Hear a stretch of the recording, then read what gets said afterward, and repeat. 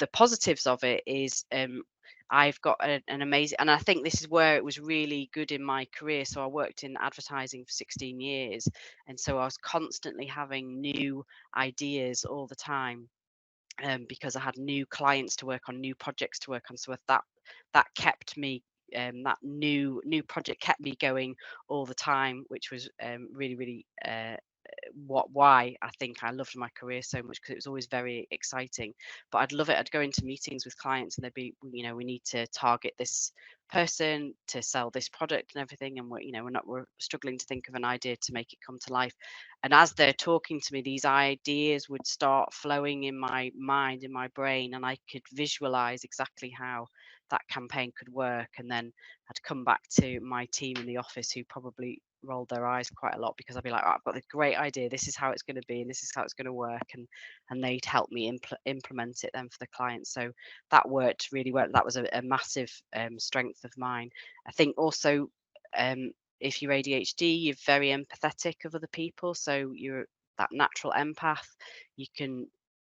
You'll feed off other people's vibes, and in my working life that worked really well, because I could imagine, so we're targeting a certain person, I could almost imagine what that person needed from this product or this service. And that works in my job today, is when people come to talk to me about the struggles that they're having with selling, I can put myself in their shoes, understand what it is that they're struggling with, and then come up with a way to help them overcome that. So having that real blue sky thinking has been definitely my superpower throughout my career, and still works now. I've always been able to, so even looking around student accommodation, a million years ago, my friends used to laugh at me because we'd come out of a absolute dive, and I'd say, well, it's got potential, I can see it's got potential, we could do this, this and this with it.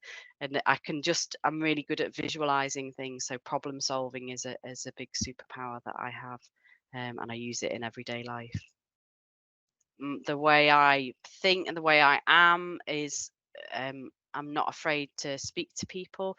I'm very conscious of the fact that some people absolutely hate the idea of cold calling, and I had to do it.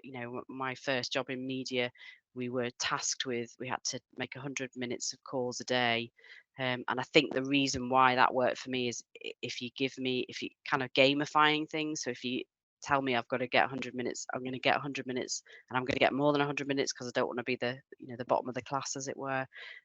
So I think, and Yeah. yeah, well, it's opened doors for me in my career, because I've not been afraid to speak to people, contact people. I can remember working when I started my business, and somebody would mention, "Oh, it would be good. I'll try and connect you with such and such body," and I wouldn't wait. I'd just get in touch with them, saying, "Oh, I've been told I need to get in touch with you. You're a good person to know." And I think that has been really important in the last 5 years. And when I look back, that's something I probably did quite a lot in my career.